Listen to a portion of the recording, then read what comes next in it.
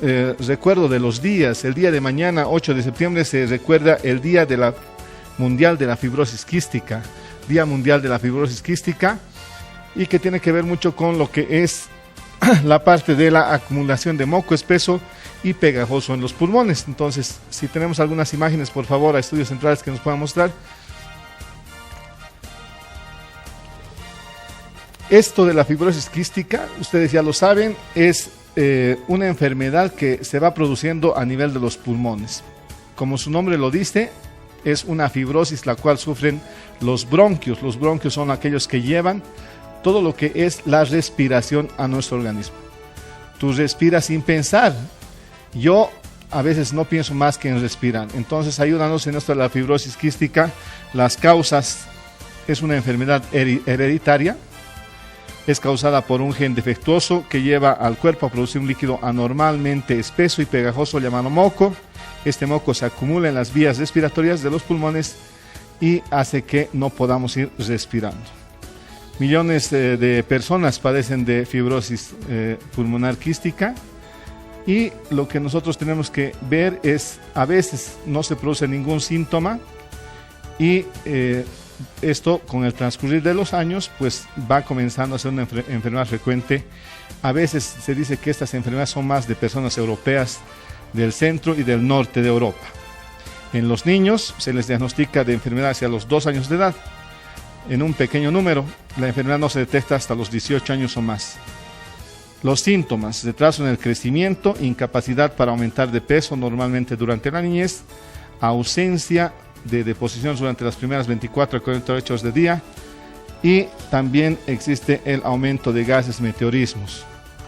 No lo olviden, estos síntomas de aumento de tos, aumento de la mucosidad, dolor de cabeza, es algo que presentan los niños. Una fatiga el momento de respirar, parece que todo el momento estuvieran con una congestión nasal, y a veces le comenzamos a decir que esto es una sinusitis, vamos confundiendo con episodios de sinusitis. Los síntomas respiratorios de ustedes, pues ya lo saben, siempre la respiración es algo que no se siente y es algo que nosotros debemos tener en cuenta. El 8 de septiembre se recuerda el Día Mundial de la Fibrosis Quística. También tenemos que anunciarles una jornada departamental que se está llevando a cabo, que se va a llevar a cabo en el Colegio Médico Departamental de La Paz. Es una jornada de actualización en emergencias obstétricas en el primer nivel de atención. 9, 10 y 11 de septiembre de este año, a partir de las 18 a 21 horas. ¿Qué temas se van a tocar en esta jornada departamental? Manejo del triage obstétrico y código Mater, hipertensión en la gestación, hemorragias de la primera mitad del embarazo, dolor abdominal agudo en el embarazo, hemorragia de la segunda mitad del embarazo. Estará también la parte de reanimación cardiopulmonar durante la gestación, urgencia después del posparto, complicaciones del aborto legal e ilegal, y también métodos de imágenes en urgencia obstétrica. No lo olviden, las inscripciones en el Colegio Médico Departamental de La Paz, y una inversión de 50 bolivianos para todos los profesionales, especialistas y médicos en general. También las licenciadas pueden asistir a este curso el 9, 10 y 11 de septiembre. La jornada de actualización en emergencias obstétricas en el primer nivel de atención. Y si ustedes quieren comunicarse, porque estaremos con invitados, las redes sociales están ahí. Estamos con lo que es para cualquier consulta acá al canal, el 244-3413 y el 788-02297. No lo olviden, en minutos estaremos habilitando estas líneas, y tenemos también en el Facebook Doctor TV La Paz 2014. Ustedes háganle me gusta y estarán con nosotros. También en YouTube Doctor TV La Paz, y estamos en el Google+. No se olviden con Doctor TV La Paz para que ustedes puedan escribirnos. No lo olviden, el Gmail doctortvlapaz2014@gmail.com. Estamos con esto de lo que son nuestros anunciadores. Luego de este pequeño corte estaremos con el doctor Sami El Yundi, que él es médico legista, derecho médico. Estamos hablando un poquito de derecho médico, y también con el doctor Fernando Vázquez Carranza, que él también es médico legista. Nos visitan de 2 países hermanos y estaremos conversando con ellos luego de esta pequeña pausita para que nosotros podamos hablar de algo que está en boga en el país y algo que se ha llevado un congreso internacional en la ciudad de La Paz con estos profesionales de muchos renombre. Luego de este pequeño corte.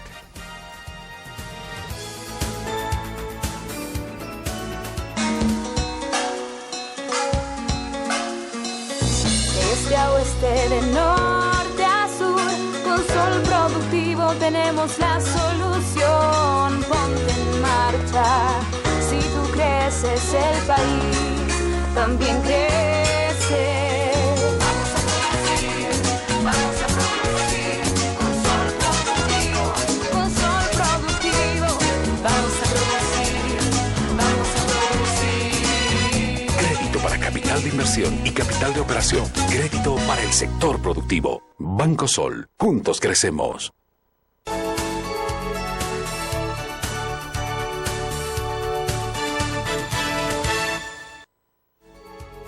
Con el programa Doctor TV, con este consejo, gracias al auspicio de Banco Sol. Juntos crecemos. El cigarro y la salud. Los pulmones del fumador, ahí están, ustedes pueden ver estos pulmones del fumador, como los bronquios se comienzan a llenar justamente de moco.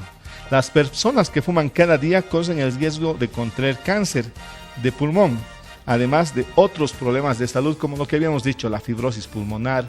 Pueden haber varias enfermedades como la bronquitis crónica si usted se dedica a no cuidar su organismo y a fumar muchísimo. Este es un consejo gracias al auspicio de Doctor TV. Bueno, y como les había anunciado, tenemos acá a la izquierda de ustedes, tenemos al doctor Sami El Yundi, que nos visita. Él es médico legista del Brasil. Muy buenas noches, doctor. Muchísimas gracias por estar acá, por visitarnos en Doctor TV. Y el programa se viste de internacionales en este mes. Está el doctor Fernando Vázquez Carranza, él también es médico legista y nos visita desde la Argentina. Muy buenas noches, doctor. Bueno, estamos acá con estos temas que tienen que ver con lo que está aconteciendo actualmente. Y yo quiero preguntarle al doctor Sami, ¿cómo está la medicina legal en el Brasil? Porque sabemos que los casos de medicina legal, sabemos que un médico legista, como decían, es aquel que hace hablar al cadáver. ¿Y cómo está el Brasil en esto, lo que es la parte médico legal? En este momento estamos en un proceso de intentar recuperar el valor de medicina legal.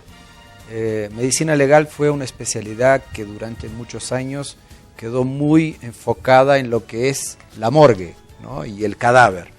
Y eso nos hizo perder una dimensión importante de la medicina legal, que es el trabajo clínico y el trabajo de salud pública que hacemos, que es un trabajo importante. Fíjense que en Brasil hoy, por ejemplo, es un país con casi 200 millones de habitantes, tenemos 400.000 médicos, pero nada más que 2 plazas para formación en posgrado de medicina legal. En residencia son nada más que 2 plazas para un país de 400.000 médicos. Entonces es una especialidad que vino en franca decadencia en los últimos 30, 40 años y ahora a medida que avanzamos con una sociedad cada vez más violenta, con conflictos cada vez mayores, con el tema de las demandas por mala praxis médica, se empieza a recuperar el valor de medicina legal y se da cuenta la sociedad, los médicos y los propios especialistas que medicina legal es mucho más que la morgue. Bueno, ya estamos con el doctor Ricardo Landívar también en el set. Y yo quería preguntarle al doctor Fernando Vázquez, doctor, ¿y cómo anda en la Argentina? ¿El caso es lo mismo que en todos los países en este tiempo que han estado en este Congreso Internacional? Bueno, la cuestión con respecto a la especialización en medicina legal es distinta. Afortunadamente, en todas las provincias de nuestro país, en las universidades nacionales donde existe la Facultad de Medicina, en casi todas ellas diría que hay una carrera de especialización en medicina legal. Son carreras de especialización, de carreras de posgrado. Y afortunadamente, como decía, no es la situación que está viviendo Brasil. Afortunadamente nosotros tenemos, yo soy el director de la carrera en la provincia de Tucumán. Lógicamente, eso hace que haya un buen nivel o un buen caudal de médicos legistas. Lógicamente que una vez terminada su especialización, debe ser obligatorio el aprendizaje continuo de todo esto. Y es como decía el doctor Sami, la medicina legal ya no es como se la veía antes, la medicina de la morgue, el médico que está guardado dentro de la morgue y con los cadáveres, nada más. Sí, efectivamente, está ahí el doctor Ricardo Landívar. Buenas noches, doctor Landívar. Estamos justamente hablando de este tema que es importante, ¿no es cierto? A veces alguien siempre relacionaba al médico legista con el muertólogo, ¿no es cierto? Nos decían, tú has usted para muertos, y ahí era lo que se quedaba. Y hoy día sí estamos viendo que la importancia de lo que es la medicina legal es tener al cadáver como un libro. Buenas noches, doctor. Buenas noches, amigos televidentes. Un gusto estar nuevamente con ustedes. A veces las circunstancias del tiempo, el flujo vehicular hace que lleguemos un poco tarde al programa, pero estamos con ustedes. En todo caso, damos la bienvenida a nuestros dos invitados. Un gusto estar con el doctor Sami y el doctor Vázquez, con quien vamos a compartir unos momentos hablando sobre lo que es la medicina legal, lo que es actualmente en Sudamérica, lo que está pasando con los países, sobre todo en la medicina, los aspectos médico-legales que son muy importantes. Sí, tú referías, doctor Larrea, en que sí, realmente tenemos que tener en cuenta que la parte de medicina legal, bueno, es un estudio largo, para empezar, es una residencia más que se hace en todos los países y nos ayuda a corroborar o a testificar o apoyar aquellos actos médicos que tenemos en vista. Doctor Sami, ¿qué cree usted como médico legalista que está sucediendo en los países de Sudamérica y en el mundo entero por esto de la negligencia médica, iatrogenia, mala praxis médica? ¿Qué es lo que está provocando? Nosotros, este será el tema de la conferencia hoy en la universidad, nosotros vivimos un momento histórico en que se reúnen varias cosas. Una de ellas es el aumento del litigio social, o sea, del conflicto social. Hoy ya no resolvemos ni problemas con los vecinos, se los resolvemos con el vecino, ¿no? Vamos al juez para que nos dé un fallo que defina quién tiene razón en una disputa de vecinos. Eso está pasando en todos los ámbitos sociales y no es diferente en la medicina. Que las personas insatisfechas con un determinado resultado busquen en el Poder Judicial la solución de un conflicto que hace muchos años se resolvía con el propio médico. Eso es parte del contexto. Además, nosotros tuvimos algunos avances sociales en los últimos 20 años en nuestros países que están vinculados al respeto al consumidor y al respeto al paciente en cuanto a una persona que tiene derechos y que ya no se pone más como solamente un paciente que espera que se le haga algo y que nosotros sepamos siempre lo que es mejor para él. Entonces venimos con el tema del consentimiento informado, del derecho del paciente de decidir, del derecho de traer demandas al médico en relación al servicio prestado. Y tenemos un tercer elemento en ese contexto, que es el aumento asustador de la intermediación tecnológica en los últimos 30, 40 años, que ha generado un número absurdo de procedimientos, ¿no? Procedimientos diagnósticos, procedimientos terapéuticos. O sea, a la medida que disponibilizamos más y más tecnología y la utilizamos cada vez más con los pacientes, ya dejamos de tener 2 o 3 procedimientos, que uno era el contacto con el médico, el examen físico y una prueba diagnóstica más. Hoy son 20 pruebas diagnósticas, cada una tiene su riesgo. Cada riesgo es difícil para el paciente entender lo que es el concepto de riesgo, ¿no? Yo diría que esos 3 elementos hacen una coyuntura que ha aumentado mucho los conflictos y por lo tanto la importancia de medicina legal, la importancia del derecho médico, que hasta pocos años era una especialidad médico-jurídica con poca importancia social. Y hoy creo que en ese contexto cada vez más gana importancia. Si me permite, sí. Sigue. Hay una cosa importante, doctor Vázquez. Cuando conversamos con algunos colegas, dicen, voy a solicitar un número sin fin de laboratorios por si acaso, ¿verdad? Por si acaso no haya pedido y cuando el file llegue al proceso judicial, el fiscal, en este caso, le diga, ¿y usted pidió aquello? En caso de que haya un fracaso terapéutico o haya una muerte de por medio. Está bien que el médico sea rutinizado, esté tratando de cubrirse las espaldas para poder, digamos, en todo caso, salvarse de la justicia y pedir una cantidad de exámenes de laboratorio, gabinete. Yo creo que no es la solución. Yo creo que la solución pasa por otro lado. La solución pasa siempre, fundamentalmente, y eso lo sabemos todos los médicos, por la capacitación médica continua. Al haber una capacitación médica continua, difícilmente entremos en esos errores, porque son definitivamente errores, que a veces no cuestan trastornos de salud, pero cuestan cuestiones económicas. La pregunta va a lo siguiente, perfecto, pero vemos en la experiencia en los países anglosajones, Estados Unidos, que los juicios son a diario y el médico tiene que asegurarse generalmente. Uno entra a un hospital, a una clínica y le piden una cantidad de exámenes rutinarios, sin ir directamente a la patología o a la impresión diagnóstica. Esto para, en cierta medida, cubrirse de los gastos legales que posteriormente puede tener en los Estados Unidos. Bueno, lo que pasa es que ellos con sus normativas jurídicas, ellos tienen, los médicos hacen unos protocolos específicos para cada sector, digamos, del país, porque eso también incluso se modifica de estado a estado. En Latinoamérica o en Sudamérica, podríamos decir, en general, el problema pasa por ese otro andarivel. No todos los países tampoco, ni todas las especialidades médicas o todas las patologías médicas tienen protocolos de actuación. Casi, digamos, las patologías más importantes o más llamativas o de mayor frecuencia estadística, todas esas sí tienen un protocolo de actuación, donde nos indica qué tipo de análisis o estudios complementarios vamos a efectuar, cuáles son los que vamos a efectuar y en qué momento. Yo creo que el estado de indefensión del médico se genera por el propio médico. El propio médico debe conocer cuáles son los límites y las normativas.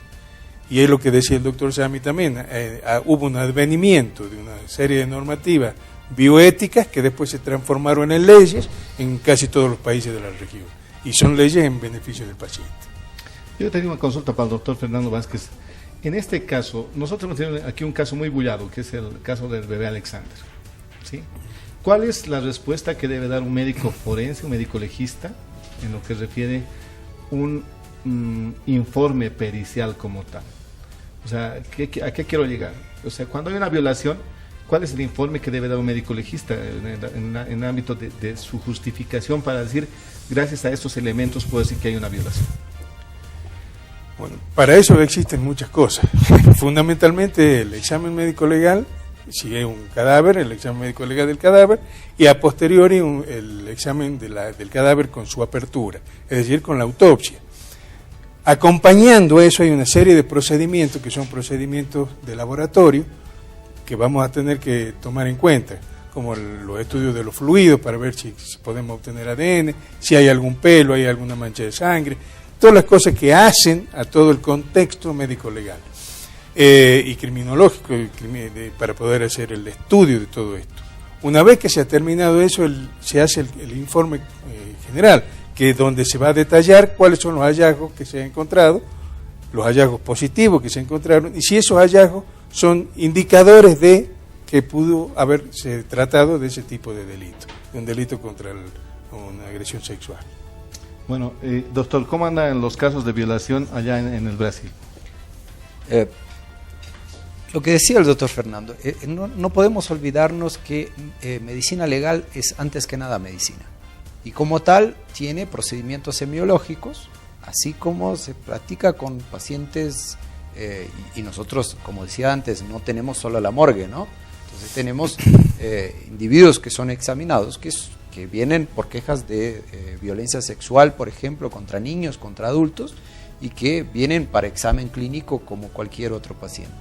Entonces, medicina legal tiene, así como la medicina en general, ella tiene una serie de procedimientos semiológicos que incluyen la historia, el examen físico y que incluyen las pruebas diagnósticas, y así como medicina legal hace diagnósticos probabilísticos. Nosotros no decimos si alguien fue o no fue víctima de violencia sexual. Nosotros decimos que tiene una hipótesis muy probable de que haya sido víctima de violencia sexual, así como cualquier médico hace cualquier diagnóstico, ¿no? Hay hipótesis diferentes, sí, por veces la tenemos que plantear, por veces las partes plantean las hipótesis alternativas. Entonces hay que tener mucho cuidado con eso de lo que es que medicina legal puede decir o no. Además, nosotros tenemos una carencia. Se ha producido en algunas áreas de medicina legal, se ha producido muy poco conocimiento científico en los últimos años. Y algunos aspectos semiológicos vinculados especialmente a la violencia sexual pueden resultar que no tengan evidencias suficientes para que podamos afirmar que este hallazgo es patognomónico o muy característico de determinadas condiciones. Entonces, como todo en medicina, trabajamos con hipótesis y esas hipótesis tienen evidencias que son más fuertes, menos fuertes para confirmar esa hipótesis diagnóstica. Bueno, creo que es algo que tienen que entender los médicos forenses de Bolivia y esperemos que hayan estado en este Congreso Internacional de Medicina Legal. Había un encuentro de damas que son médicas forenses de nivel latinoamericano, si no me equivoco, y eso es algo que esperemos que haya contribuido en un poco más. ¿Cuándo vuelven ustedes, doctor Sami, en esto que son los congresos? ¿Perdón? ¿Cuándo vuelven acá a Bolivia para hacer otro tipo de cursos? Yo diría cuando nos inviten. Estamos siempre listos a regresar a Bolivia. Es un gusto venir, es la segunda vez que vengo a Bolivia, es un gusto, me encanta el país, me encanta el pueblo. Nosotros estamos a disposición nuestra, nos dedicamos, la mayoría de los colegas que vinieron, más que nada a la práctica y a la docencia. Entonces, bueno, estamos a disposición. Cuando nos inviten, vendremos. Bueno, nosotros vamos a hacer un compromiso como Colegio Médico Dr. Landívar porque creemos que esto es algo que está causando muchos problemas en lo que es la parte de medicina legal acá en el país, en lo que decían justamente los colegas, en que ellos dan un diagnóstico según lo que es la parte, ante todo, de una semiología que se hace en el cadáver o en aquella persona que ha sufrido violencia.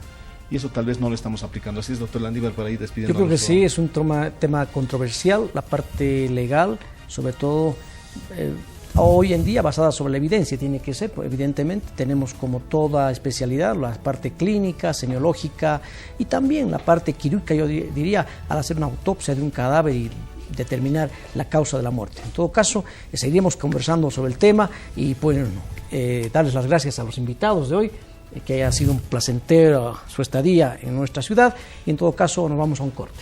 Sí, efectivamente yo quiero despedir al doctor Fernando Vázquez por haber venido. Muchísimas gracias, doctor. Gracias. Y seguro que los estaremos invitando y esta vez será no solamente de la Universidad Franz Tamayo, sino también será el Colegio Médico quien haga un taller seminario para que las autoridades judiciales entiendan que medicina legal es una especialidad que merece también su ojito por ahí para capacitar a los médicos forenses bolivianos. Muchísimas gracias, doctor Fernando Vázquez. Vamos a un pequeño corte y después estamos con más temas de medicina acá en Doctor TV.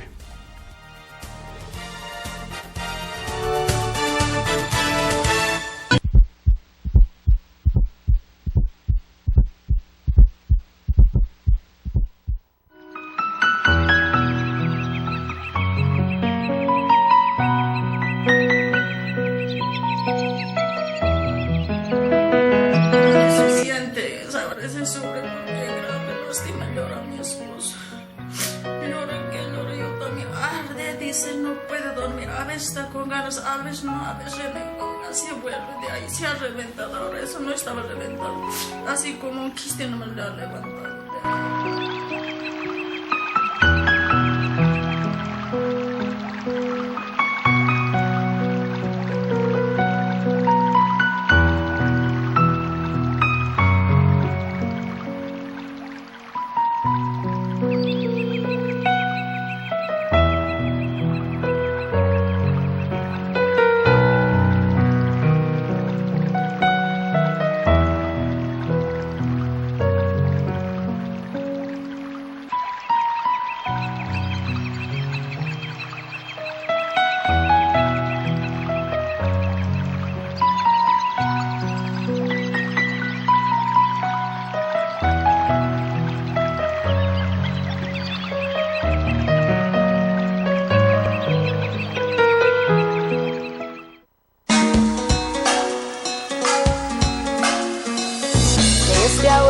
De norte a sur, con Sol Productivo tenemos la solución. Ponte en marcha, si tú creces el país también crece. Vamos a producir con Sol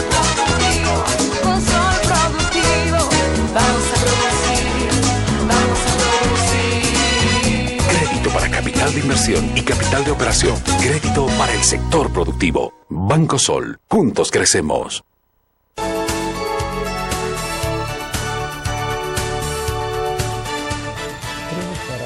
Con el auspicio de Banco Sol presentamos el consejo de Doctor TV. El cigarrillo y la salud. El humo del cigarrillo contiene más de 4.000 sustancias tóxicas, de las cuales 50 producen cáncer. Entre ellas se encuentra el arsénico, fósforo, cianuro y amonio. Fumar produce cáncer de boca. O sea que, amigos televidentes, a evitar el cigarrillo. Este fue un consejo gracias al auspicio de Banco Sol. Bueno, retornamos a sus hogares, queridos televidentes. Estamos con ya temas de salud. Hemos hablado con invitados internacionales. Seguiremos hablando con ustedes de salud. La verdad es un esfuerzo que hacen universidades, hace el colegio médico para traer profesionales de otros países. Y a veces las autoridades, bien gracias, ni mandan a sus médicos a capacitarse o a saber lo último que hay en la actualidad en medicina legal. Pero de ese tema lo vamos a dejar porque no queremos decir que no han participado. Ha habido la policía, hemos tenido a varios que trabajan en homicidios que han participado de este taller, de este congreso, y eso es loable, la verdad, que los policías se sigan capacitando, para nosotros es agradable. Estamos con el doctor Rodrigo Espinosa, él es endocrinólogo. Muy buenas noches, doctor. Buenas noches. Bienvenido al Buenas noches, programa. doctor. Estamos ¿Cómo acá está? justamente con el doctor Landívar y vamos a hablar de este tema. Un temita que estamos viendo es esto de la tiroides, y algo que les reclamamos al doctor y le decíamos, hoy día estamos viendo que no hay un medicamento esencial para las personas. ¿Qué hacemos como médicos cuando no hay el medicamento especial para las personas? Bueno, buenas noches, gracias por la invitación. El problema es un poco más de las empresas farmacéuticas, ¿no? Que no están trayendo el medicamento por dificultades en la importación, en la producción nacional de medicamentos. Entonces nos vemos en esta situación en la cual no tenemos el producto para el tratamiento, que es esencial, y que además no tiene una sustitución. No hay otro producto que se equipare o que tenga el efecto similar y que podamos utilizar en nuestros pacientes. Sí, hoy hemos visto con un poco de desagrado y tal vez con llamada de atención a las autoridades, sobre todo de la levotiroxina, un medicamento que es una hormona tiroidea, que las personas requieren eso a diario, tomar a diario este medicamento.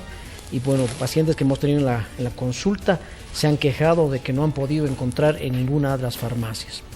Esto viene a confirmar muchas hipótesis que se tiene a nivel de todos los colegas, el colegio médico, de que realmente no se planifica para un país la importación o de estos medicamentos, o no se les da la vía libre o la agilidad que debe tener, y es muchas veces la burocracia que hace que los medicamentos estén en aduana, estén allá sin poder salir, y la gente esperando su medicamento, o en este caso la medicación que el médico ha prescrito, y teniendo las complicaciones que pueden llegar a tener pacientes que están con el tratamiento hormonal. A ver, yo le decía eso al doctor Rodrigo Espinosa. ¿Qué pasa con aquella persona que tiene que tomar la levotiroxina, ¿sí?, todos los días, ya sea una dosis de 0,1 miligramo o una dosis menor?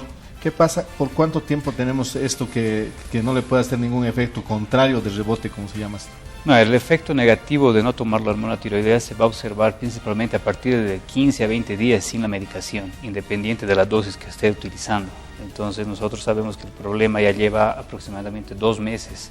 Tengo pacientes que están 3 meses sin la medicación y obviamente sienten la ausencia de la hormona, porque es la sustitución de una hormona esencial para la funcionalidad de todos los órganos, todo el metabolismo. Entonces los pacientes tienen repercusiones en todos los órganos, en todas las funcionalidades del cuerpo, ¿no? Hoy hablaremos con el doctor Rodrigo de un tema muy importante. Hablaremos del hipertiroidismo, una enfermedad que se relaciona con la tiroides, una glándula, y vamos a hablar de lo que es el hipertiroidismo, qué es la tirotoxicosis, a veces definiciones netamente médicas que el paciente no entiende y que debemos dar a entender con frases sencillas, con palabras sencillas, lo que se trata.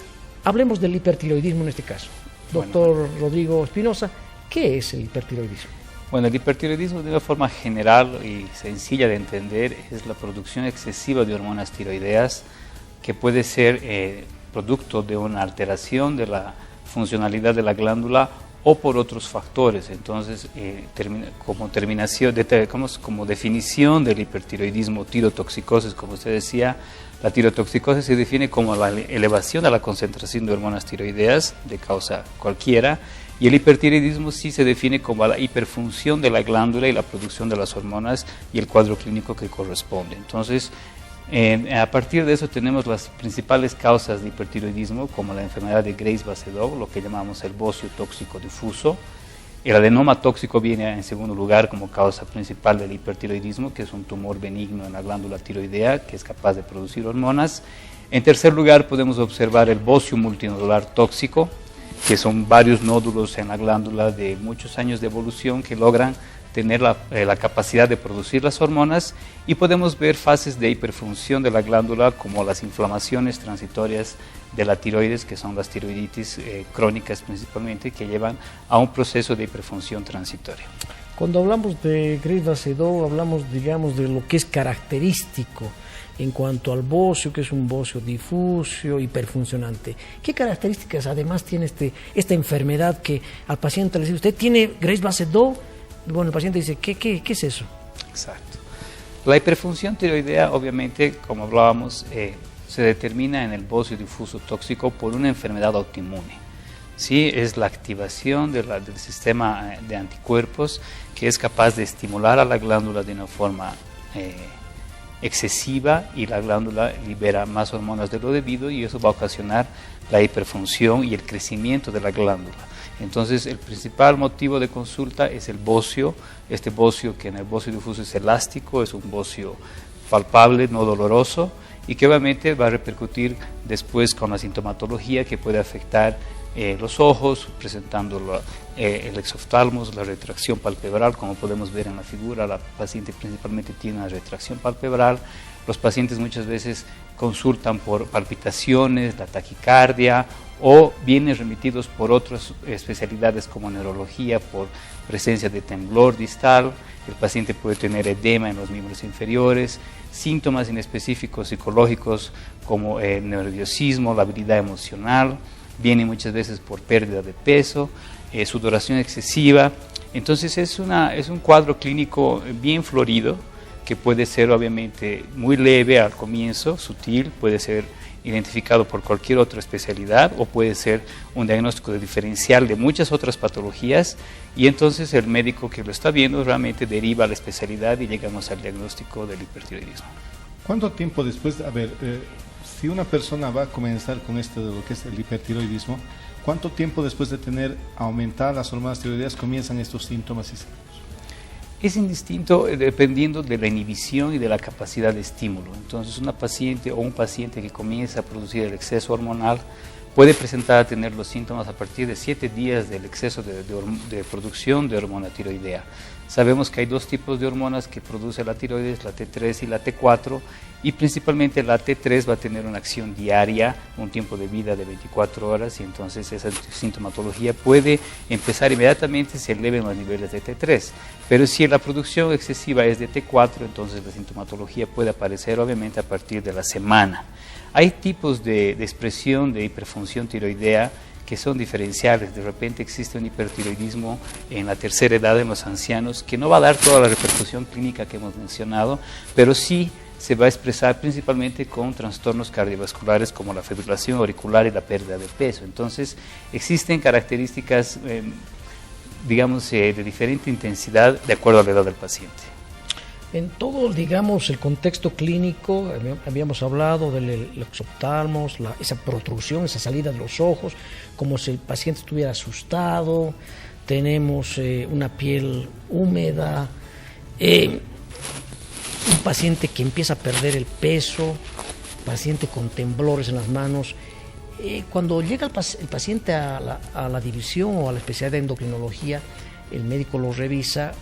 ¿Qué exámenes se le piden generalmente para determinar si existe o no este tipo de enfermedad o este tipo de patología? Okay. El diagnóstico clínico es principalmente clínico. Nosotros identificamos el hipertiroidismo desde la palpación del cuello, observando el bocio, y la expresión clínica del exceso de hormonas. Entonces, en muchos textos o en muchos centros se llega al diagnóstico directamente por la clínica que presenta el paciente. Entonces, una vez que se da el diagnóstico, obviamente por la expresión que tiene a nivel cardiovascular y los riesgos de tener un paciente en este tipo descompensado, comenzamos una medicación de control de los síntomas inicialmente. Y ahí pasamos a los estudios de laboratorio pidiendo los niveles hormonales de T3, la T4 libre, la TSH, y como hablábamos que es una enfermedad autoinmune, nosotros pedimos los anticuerpos respectivos dependiendo de la sospecha diagnóstica. Si nosotros hablamos de un bocio difuso, donde no palpamos nódulos y vemos la característica típica de una enfermedad de Graves, vamos a pedir anticuerpos antirreceptor de TSH. Podemos también ampliar los estudios con una ecografía de la tiroides y posteriormente hacemos tal vez una centroidiografía tiroidea más bien para diferenciar entre una tiroiditis y el bocio difuso tóxico o para identificar un bocio multinodular tóxico. Entonces tenemos varias pruebas que nos pueden colaborar y que sí van a dar el diagnóstico preciso de la enfermedad. En esto de los diagnósticos diferenciales generalmente vemos que podemos diferenciar de algunas otras entidades que estén relacionadas con la tiroides también.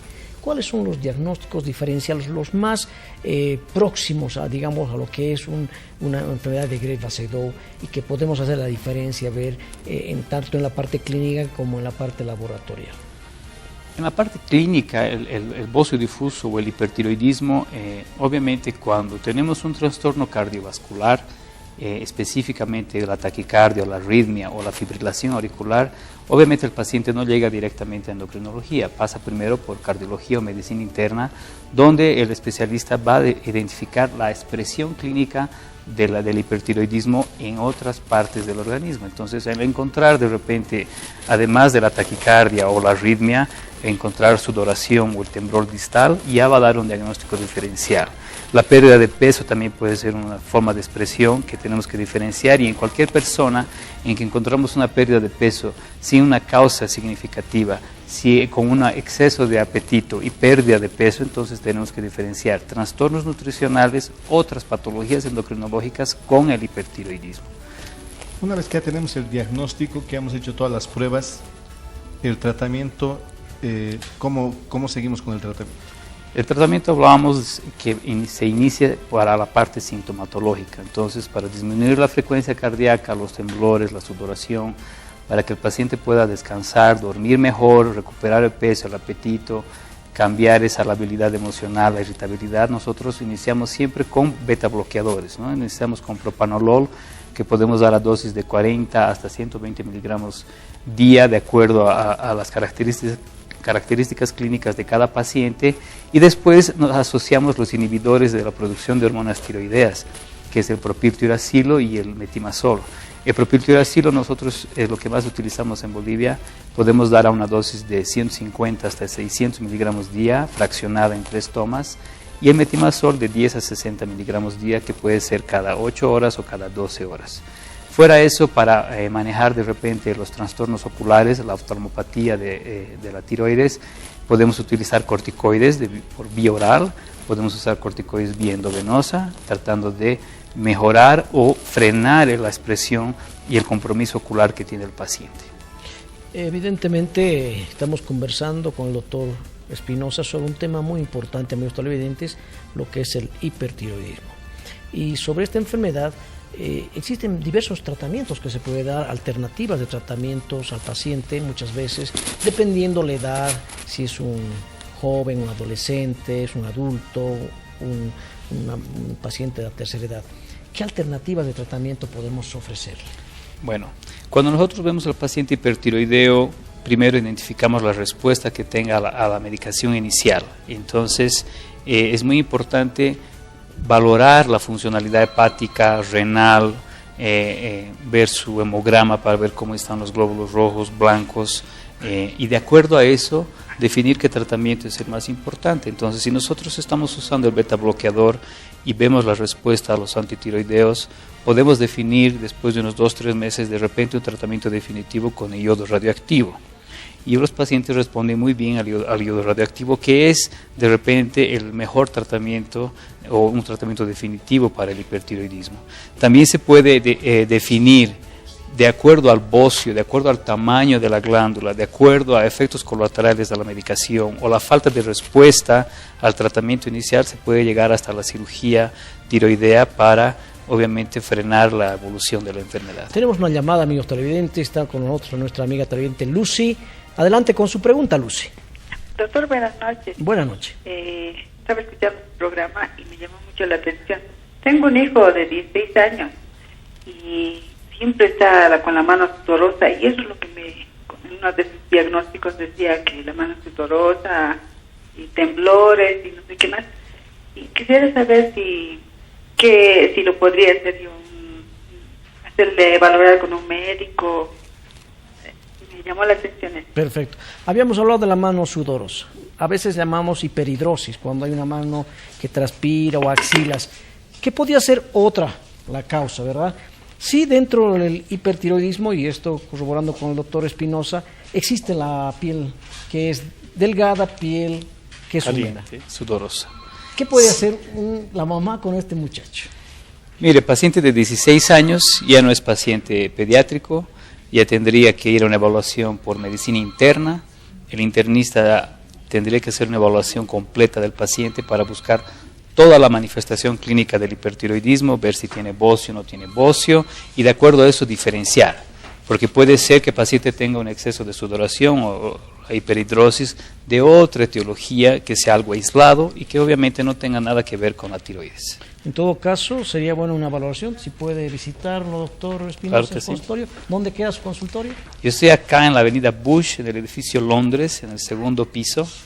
Ahí trabajo los lunes, miércoles y viernes, y martes y jueves estoy en San Miguel, en el edificio Lidia. Tenemos una última llamada, estamos con Marta. Adelante, Marta. Buenas noches. Sí, buenas noches. Sí, diga. Quiero hacer una pregunta al doctor. ¿En qué se diferencia el hipertiroidismo a la hipotiroidismo? Ya, excelente pregunta. Eso era al comienzo de la definición. Obviamente hablábamos que el hipertiroidismo es el exceso de hormonas tiroideas por diferentes causas, y el hipotiroidismo es la ausencia de hormonas o la falta de producción de hormonas de la tiroides, que tiene una expresión clínica totalmente distinta. Bueno, yo creo que con eso hemos concluido este tema. Estaremos hablando con el doctor Espinosa en otro acápite del programa, o en todo caso en otro programa, sobre también enfermedades endocrinas que son muy importantes. En todo caso, le agradecemos su visita. Será hasta otra. Muchas gracias. Estamos con el doctor Larrea para una entrevista especial. Sí, efectivamente, lo que nosotros tenemos es una sorpresa también, porque la Caja Petrolera de Salud está con la tercera jornada departamental de actualización en ginecología, cáncer de mama y cervix uterino. Estamos justamente con la doctora Nilsa Flores. Buenas noches, doctora, y con la doctora Clavijo, que es mastóloga. ¿Qué temas se van a tocar el día de mañana, doctora? Sí, bueno, muchas gracias por la invitación. Nosotros estamos empezando la tercera jornada de actualización en ginecología con los temas muy importantes que son el cáncer de cuello uterino y el cáncer de mama. Bueno, y tenemos también estos cursos de actualización en lo que es la parte del cervix uterino, el cáncer cervix uterino. ¿Cuántas personas están en este momento con cáncer cervix uterino, doctora Nilsa? En nuestro país se está ocupando el primer lugar de muerte de las mujeres en Bolivia. 5 mujeres cada día mueren por cáncer de cuello uterino. Entonces están aproximadamente 80 mujeres por cada 100.000 mujeres en Bolivia afectadas por este mal, y por eso estamos haciendo énfasis en la jornada en el cáncer de cuello uterino y cáncer de mama. ¿Dónde se va a llevar a cabo esta jornada y cuántos días va a ser esta jornada, doctora? Las jornadas empiezan el día de mañana, 8, 9 y 10, en el auditorium de la Caja Petrolera del Hospital Petrolero en Obrajes, calle 8 de Obrajes, esquina Costanerita, en el auditorium de nuestro hospital. Bueno, ¿y para quién está dirigidos estos temas? Porque lo que queremos es que todos los médicos y licenciadas, ¿quiénes más queremos que estén actualizados, doctora Flores? En realidad está invitada toda la población, porque este es un tema de interés social, y invitamos a todos incluso a todo el personal de salud, inclusive los estudiantes de medicina y a todos los que les interesa, acudir mañana y en estos 3 días, que va a estar muy interesante, porque van a venir invitados especiales reconocidos en el tema y que nos van a hablar desde lo más simple, que es el Papa Nicolau, hasta técnicas de biología molecular, lo nuevo que se está haciendo tanto en cáncer de cuello uterino como en cáncer de mama. Bueno, lo que nosotros queremos decir que nosotros hemos lanzado la campaña del telecáncer, y lo que queremos a todos ustedes decirles es que, por favor, lo primero es la prevención. Y lo primero de la prevención es lo que están diciendo acá la doctora. Doctora Clavijo, el cáncer de mama, ¿cómo es el cáncer de mama en estos casos? ¿Cómo se detecta el cáncer de mama? Bueno, lo más importante, es la segunda causa de muerte en nuestro país después del cáncer cuello uterino, y lo más importante es enseñar a la población lo que es lo más simple, el autoexamen mamario, ¿no es cierto? Y acudir a toda la población y a nuestros hospitales más cercanos, centros de salud, etcétera, para que sean revisados por un especialista, por un profesional. Y lo más importante es hacerse, el estudio de la mamografía a partir de entre los 35 y 40 años, y el autoexamen mamario, muy importante recalcar, aquellas mujeres a partir de los 20 años. Bueno, ya lo saben, la doctora Clavijo es experta en mastología, y la doctora Flores, que está en la parte de cáncer de cervix uterino. No lo olviden, 8, 9 y 10 de septiembre en la clínica, en el hospital de la Caja Petrolera, aquí en Obrajes. Con nosotros será hasta el día miércoles, gracias al auspicio de Banco Sol, y el doctor Landívar también con nosotros estará el día miércoles y el próximo lunes. Hasta el día lunes, doctor Landívar. Muy bien, doctor Larrea, amigos televidentes, no se olviden de algo importante. Semerín está para ustedes, Centro Médico de Rehabilitación Integral, Geriátrica y Gerontológica. Un centro que motiva a la tercera edad, mejora sus dolores, mejora esas contracturas musculares, la parte muscular que es muy importante a esta edad. Semerín está a cargo de varios colegas como el doctor Arostegui, Luna, el doctor Mamani, la licenciada Ramos. Semerín, usted puede, en todo caso, asistir a la calle Juan de Vargas 2115, Miraflores, detrás del Estadio Obrero. Semerín, no se olviden. Amigos televidentes, eso ha sido todo por esta noche. Esperemos verlos nuevamente el día lunes con todos ustedes. Muy buenas noches, hasta siempre.